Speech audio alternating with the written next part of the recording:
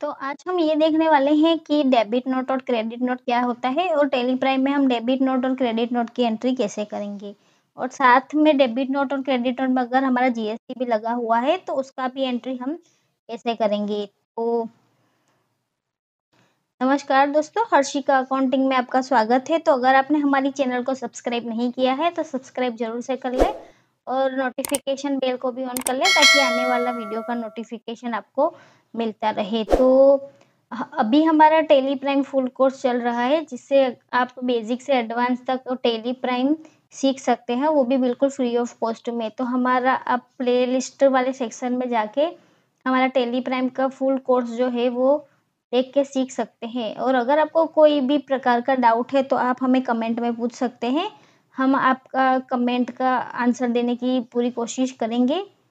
तो आइए शुरू करते हैं। तो सबसे पहले तो डेबिट नोट और क्रेडिट नोट क्या होता है। तो डेबिट नोट यानी कि अ, मतलब आप एक कॉन्सेप्ट समझ लीजिए कि हमारे बिजनेस में क्या होता है कि अगर हम कोई सामान को सेल करते हैं तो ऐसा नहीं हो सकता है कि सामने वाला वो सामान रख ही ले। उसमें अगर कोई डिफेक्टिव हो गया या उसका नापसंद आया तो वो हमारे कस्टमर ने सामान परचेज़ करने के बाद भी वो हमको रिटर्न कर सकता है। और अगर हमने भी कोई किसी पार्टी से सामान लिया है, तो हमको भी अगर वो डिफेक्टिव मिलेगा या तो क्वांटिटी ज़्यादा मिलेगी या किसी भी कारणसर हम भी अपना जो सामान है वो पार्टी को वापिस करते हैं, तो उसके लिए भी हम उनको वापिस कर देते हैं। तो डेबिट नोट और क्रेडिट नोट का यूज़ इसीलिए होता है कि जब हमने कोई परचेस या सेल्स का रिटर्न किया हुआ है, तो उसके लिए हम डेबिट नोट और क्रेडिट नोट का यूज़ करते हैं। और साथ में अभी जीएसटी में डेबिट नोट और क्रेडिट नोट का ऐसा भी है कि अगर जीएसटी का रेट को हमने अगर ज़्यादा या कम लगा दिया है, तो उसका सेटअप करने के लिए भी हम यहाँ पर डेबिट नोट और क्रेडिट नोट का यूज़ करते हैं। तो डेबिट नोट यानी कि मतलब समझ लीजिए कि हम अगर कोई सामान परचेज़ करते हैं और हमने उसको रिटर्न किया हुआ है, तो सप्लायर हमें क्रेडिट नोट देगा जो हमारी डेबिट नोट होती है। यानी कि आपको ये फंडा क्लियर होना चाहिए कि परचेज़ रिटर्न यानी कि डेबिट नोट और सेल्स रिटर्न यानी कि क्रेडिट नोट। और अगर हमको सामने वाली पार्टी हमको इश्यू करती है, तो वो हमारे लिए उल्टा हो जाता है। यानी कि अगर सामने वाली पार्टी हमको डेबिट नोट इश्यू करती है, तो वो हमारे लिए क्रेडिट नोट हो जाएगा क्योंकि वो पार्टी के लिए वो परचेज़ रिटर्न होता है। मतलब वो हमारे लिए अगर परचेज़ रिटर्न हुआ तो उसके लिए वो क्रेडिट नोट यानी कि सेल्स रिटर्न होता है। क्योंकि इसमें 2 पार्टी होती है कि हम अगर किसी पार्टी ने सामान अपना सेल किया है, तो उसके लिए वो सेल्स हो गई और हमने परचेज़ किया है तो हमारे लिए वो परचेज़ हो गई। इसीलिए अलग-अलग सिनेरियो में अलग-अलग नोट बनती है, डेबिट नोट और क्रेडिट नोट। तो अब देखते हैं कि हम डेबिट नोट और क्रेडिट नोट का एंट्री कैसे करेंगे। तो मैं यहाँ पर आपको एक डेमो दिखा देती हूँ। तो ये जो है हमारा डेबिट नोट है, यानी कि गुजरात फ्राइट टूल्स वालों ने हमको डेबिट नोट इश्यू किया है। तो ये हमारे लिए first of all credit note है, राइट? तो यहाँ पर हम एक एग्ज़ाम्पल देख लेते हैं कि कैसा हमारा नोट होता है। तो यहाँ हम आप देख सकते हैं कि गुजरात फ्राइट टूल वालों ने हमको क्रेडिट नोट इश्यू की है, यानी कि ये हमारे लिए डेबिट नोट हो गया। यानी कि उनके लिए सेल्स रिटर्न है और हमारे लिए ये परचेस रिटर्न है। तो आप कुछ देख सकते हैं कि इस तरीके का हमारा जो नोट होता है, क्रेडिट नोट या डेबिट नोट, उसका फ़ॉर्मेट इसी तरीके का होता है। तो आप बिल में देख सकते हैं कि सबका फ़ॉर्मेट सेम ही होता है, कोई ज़्यादा चेंजेस नहीं होते हैं। बस इतने चेंजेस होते हैं कि यहाँ ऊपर जो क्रेडिट नोट मेरा लिखा हुआ है, तो यहाँ हर बार आपको अलग लिखा देखने को मिल सकता है कि ये सेल्स इनवॉइस है, क्रेडिट नोट है, डेबिट नोट है या तो क्या है। तो वो देख के ही आपको टैली में एंट्री करनी है कि ये कौन-सा इनवॉइस है। तो ऐसा ना हो कि आपका अगर सारे के सारे इनवॉइस आए और आपने वो सेल्स में या तो परचेज़ में एंट्री कर दी, तो आपको ये चीज़ भी ध्यान रखनी है कि हमारा वो कौन-सा वाला इनवॉइस है। तो यहाँ पर क्रेडिट नोट है और दूसरा जो मेरा होगा ये रहा डेबिट नोट। तो इसमें भी ज़्यादा कोई डिफ़रेंस नहीं है, ये भी मेरा सेम ही रहता है। तो यहाँ पर हम सबसे पहले टैली प्राइम में आ जाते हैं। तो यहाँ पर मैं सबसे पहले यहाँ वाउचर में आ जाती हूँ और यहाँ से आप देख सकते हैं कि साइड में आपको कोई भी ऑप्शन देखने को नहीं मिलता है डेबिट नोट का या क्रेडिट नोट का, लेकिन आपका वो ऑप्शन एक्टिव ही होता है। तो हम यहाँ जो अभी एंट्री करने वाले हैं वो परचेस ने हम पार्टी ने हमको डेबिट नोट दी है, तो उसका वो हमारा क्रेडिट नोट हो गया, तो हम क्रेडिट नोट की अभी एंट्री करेंगे। तो क्रेडिट नोट की एंट्री करने के लिए आप देख सकते हैं कि मैं यहाँ पर अल्टर की प्रेस कर रही हूँ। आप साइड में यहाँ पर ध्यान देना, मैं अल्टर की प्रेस कर रही हूँ। तो यहाँ पर मेरा ऑटोमेटिकली ऑप्शन आ रहा है F5 यानी कि डेबिट नोट, F6 यानी कि क्रेडिट नोट और स्ट्रोक जनरल। तो यहाँ पर मेरे को क्रेडिट नोट की एंट्री करनी है, तो मैं अल्टर के साथ F6 प्रेस करूँगी तो मेरा क्रेडिट नोट खुल जाएगा ऑटोमेटिकली। देख सकते हैं कि साइड में आपको ऑप्शन नहीं दिखेगा, लेकिन अल्टर के साथ अगर आप F6 प्रेस करेंगे तो आपका क्रेडिट नोट खुल जाएगा। तो यहाँ पर मेरा गुजरात फ्लाइट वाला जो है ये हमारा पार्टी का मैंने सिलेक्ट कर दिया है। और यहाँ पर मैंने इलेक्ट्रिक ड्रिल मशीन 1 पीस को मैंने यहाँ पर वापस किया है। यहाँ पर ऊपर हमारा डेबिट नोट लिखा हुआ है, यानी कि ये हमारा क्रेडिट नोट है, यानी कि सेल्स रिटर्न है हमारा ये। तो हमको यानी कि माल ये जो है वो वापस मिला है। तो यहाँ पर हम इलेक्ट्रिक ड्रिल मशीन जो है वो 1 पीस हमारा ये गुजरात वाला जो हमारा डेप्टर्स है उसने हमको वापस किया है। तो यहाँ पर हम सेल्स अकाउंट भी लगा देंगे और यहाँ पर नेम ऑफ आइटम में हमको लिख देना है इलेक्ट्रिक ड्रिल मशीन। तो यहाँ पर इलेक्ट्रिक ड्रिल मशीन को मैं क्वांटिटी 1 कर देती हूँ और यहाँ पर मेरा जो प्राइस है वो यहाँ पर आ गया है 487.29। तो यहाँ पर मैंने 487 लिख दिया है। फिर एंटर करके यहाँ से मैं दूसरा ड्रिल ब्लेड 1 पीस हमारा वापस आया है 762 रुपीज़ में। तो यहाँ पर मैं ड्रिल ब्लेड का जो 1 पीस हमारा है वो वापस आया है 762 में। फिर हम इसको एंटर कर देंगे और इसको भी हम सेव कर देंगे। और फिर हमको यहाँ पर नीचे CGST और ST भी लगा देंगे, वो भी मेरा ऑटोमेटिकली आ गया है। फिर मैं यहाँ पर एंटर कर देती हूँ। यहाँ पर प्रोवाइड GST डिटेल लिखा हुआ है तो मैं इसको यस कर दूँगी। तो यहाँ पर पूछ रहा है कि हमने किस वजह से हमको ये जो माल है वो वापस मिला है।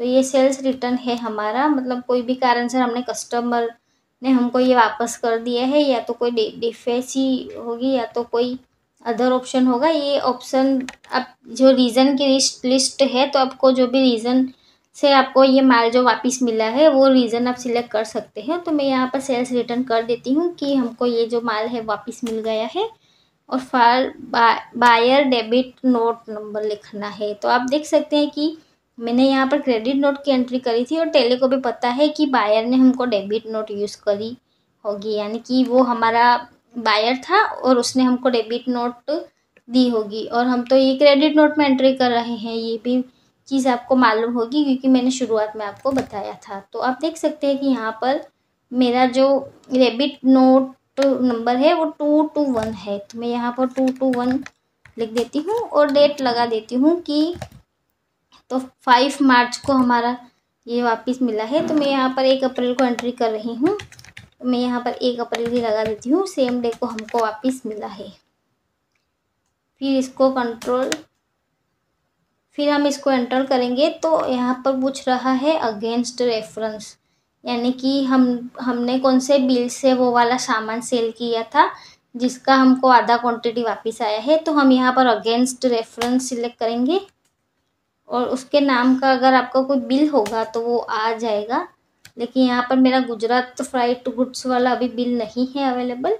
तो हमारा ये जो क्रेडिट नोट का एंट्री था वो हो गया है। तो आप पार्टी के लेज़र में जाके भी देख सकते हैं। तो यहाँ पर मैं डिस्प्ले अकाउंट बुक लेज़र में जो पार्टी मेरी थी, ये वाली जो DR लिखा है ये हमारा डेप्टर्स था, तो मैंने इसको सिलेक्ट कर दिया है। आप देख सकते हैं कि मेरी क्रेडिट नोट की एंट्री जो है वो यहाँ पर हो गई है। तो यहाँ पर पहले मैंने जो सेल्स किया था तब मेरे को 3772 रुपीज़ मेरे को यहाँ से लेने थे, यानी कि रिसीवेबल थे, लेकिन ये क्रेडिट नोट हमने जो इश्यू की है, यानी कि हमारा सेल्स रिटर्न जो आया है वो 1473 रुपीज़ का है।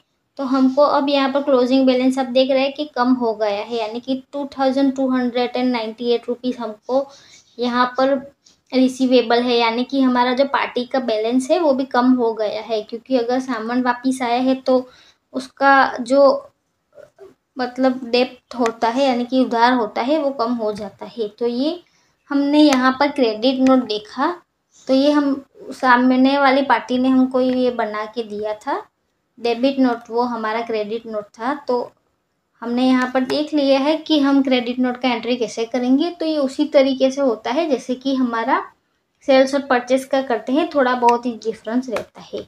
तो अब हम देखने वाले हैं कि डेबिट नोट के बारे में, यानी कि पार्टी ने हमको जो क्रेडिट नोट दिया है वो हमारा डेबिट नोट हुआ। पहले हमने क्रेडिट नोट देख ली है, तो अब हम वाउचर में आ जाते हैं।